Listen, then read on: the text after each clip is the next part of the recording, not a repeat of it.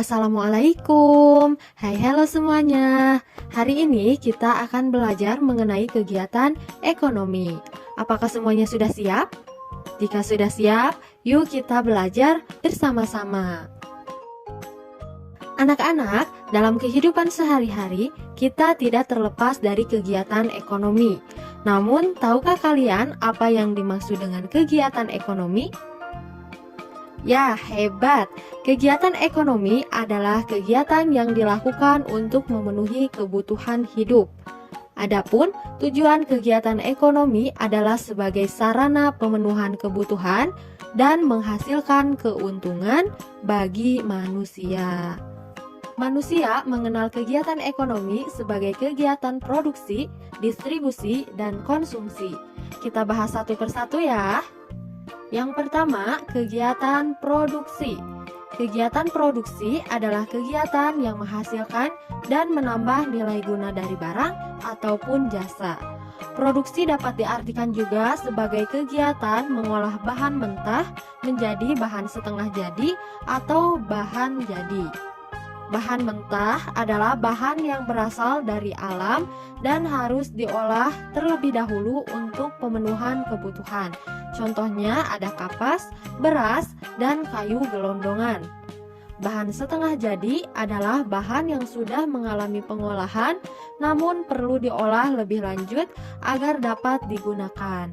Contohnya benang, tepung, dan balok kayu. Sedangkan barang jadi adalah barang yang sudah selesai diolah sehingga dapat langsung digunakan. Contohnya nasi, pakaian, dan mebel. Pelaku kegiatan produksi disebut produsen. Contoh kegiatan produksi misalnya petani yang menanam padi, pabrik tempe, pabrik sepatu, pabrik elektronik, dan lain-lain. Kegiatan produksi juga meliputi kegiatan di bidang pertanian, peternakan, perkebunan, perikanan, kehutanan, dan industri. Yang kedua, kegiatan distribusi. Distribusi adalah kegiatan menyalurkan barang dari pihak produsen kepada konsumen. Tujuannya adalah supaya barang atau jasa yang disalurkan dapat tersebar luas ke konsumen yang membutuhkan. Pelaku dari kegiatan distribusi disebut dengan distributor. Dalam kegiatan ekonomi, peran distributor ini sangat penting sehingga tercapai kesesuaian antara ketersediaan barang dengan kebutuhan konsumen. Pelaku distribusi akan menyalurkan barang produksi dari tempat yang jauh ke berbagai agen atau pengecer di pasar maupun toko-toko. Dengan demikian, barang produksi dapat secara luas tersebar di seluruh wilayah. Kegiatan distribusi mencakup pengangkutan barang, pengemasan barang, penjualan ke pedagang pasar dalam lingkup grosir, pembelian dari produsen, penyimpanan di gudang, standarisasi mutu barang, dan lain sebagainya. Nah, jadi warung-warung yang ada di sekitar kita juga merupakan salah satu distributor, yaitu distributor eceran. Yang ketiga, kegiatan konsumsi.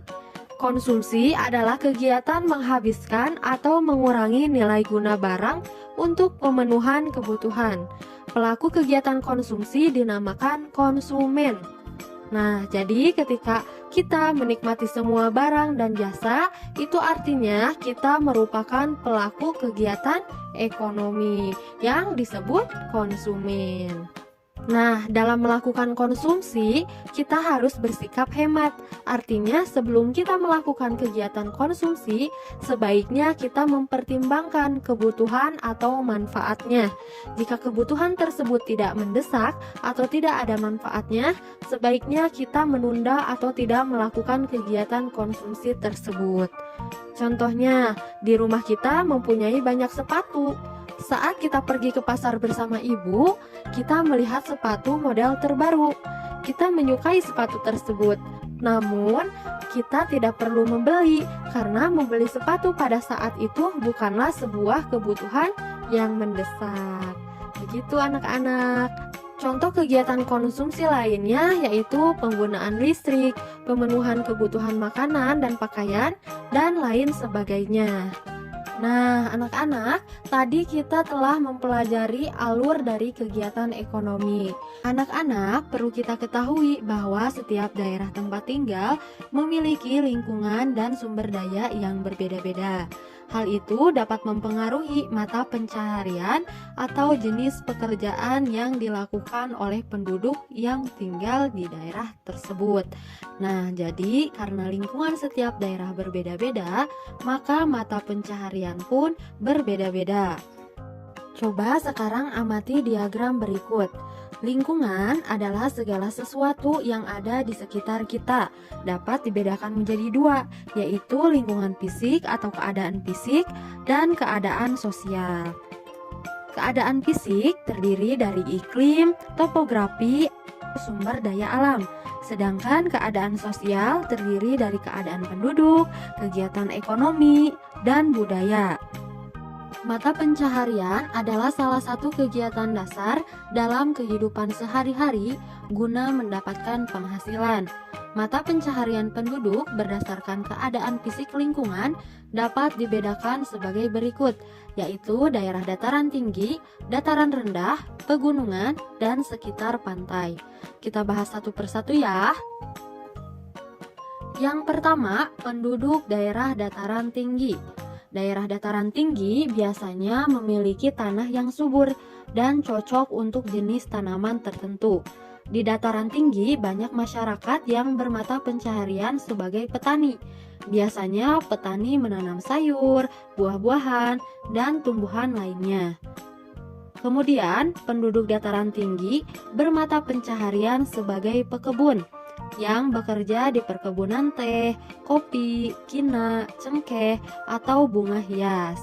Ada pula yang bermata pencaharian sebagai peternak, biasanya penduduk beternak sapi, kambing, dan lain-lain.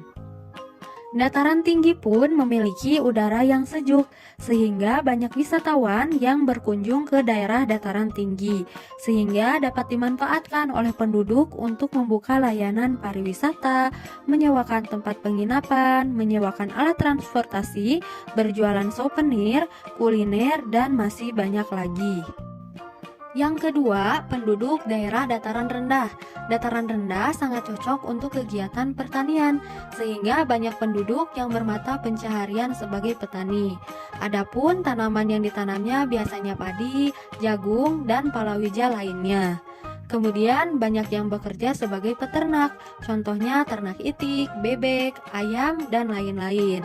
Selain itu, dataran rendah juga banyak dijadikan kawasan industri, sehingga banyak penduduk yang bermata pencaharian sebagai buruh, karyawan, pedagang, dan lain-lain. Yang ketiga, penduduk di kawasan pegunungan. Jika pegunungan tersebut subur, biasanya mata pencahariannya hampir sama dengan yang tinggal di daerah dataran tinggi. Mereka bertani, berkebun, beternak, dan lain-lain. Tetapi untuk penduduk yang tinggal di daerah yang gersang, contohnya di pegunungan kapur, biasanya mereka bermata pencaharian sebagai penambang batu kapur. Dan yang keempat, penduduk daerah sekitar pantai. Biasanya bermata pencaharian sebagai nelayan, petani tambak, petani garam, dan ada juga daerah pantai yang dijadikan sebagai objek wisata. Maka penduduknya akan menyesuaikan. Mereka akan bermata pencaharian sebagai perajin yang membuat kerajinan tangan dari barang laut untuk nantinya dijual ke wisatawan. Ada juga yang membuka penyewaan transportasi seperti kapal dan perahu, tenda, penginapan, dan masih banyak lagi. Nah, itulah jenis mata pencaharian yang dipengaruhi oleh keadaan fisik lingkungan. Selanjutnya, kita akan melihat mata pencaharian penduduk berdasarkan keadaan sosial, di antaranya perdesaan, perkotaan, wisata, dan industri. Kita bahas satu persatu ya. Yang pertama, penduduk yang tinggal di perdesaan. Kalau di Indonesia, penduduk yang tinggal di desa umumnya sebagai petani, karena Indonesia kan kawasan agraris atau pertanian. Jadi penduduknya bertani padi, palawija, tembakau, dan lain-lain sesuai dengan musimnya. Penduduk yang tinggal di perkotaan. Kota adalah pusat pemerintahan atau perdagangan. Penduduk kota biasanya lebih padat daripada penduduk desa. Mata pencaharian di kota umumnya lebih bervariasi daripada di desa. Misalnya sebagai pekerja jasa, karyawan swasta, wira swasta, pedagang, buruh tenaga harian lepas, dan masih banyak lagi. Nah, kemudian di kawasan wisata, penduduk kawasan wisata banyak bermata pencaharian sebagai pemandu wisata, membuka jasa penginapan, berjualan souvenir, dan lain-lain. Kemudian di daerah industri penduduk biasanya bekerja sebagai buruh atau karyawan. Dan biasanya di kawasan industri akan menumbuhkan mata pencaharian yang baru. Misalnya karena banyak karyawan, jadi penduduk sekitar membuka kontrakan untuk karyawan, membuka warung makan, minuman, makanan, dan lain-lain. Nah, itu dia anak-anak mata pencaharian penduduk berdasarkan tempat tinggalnya.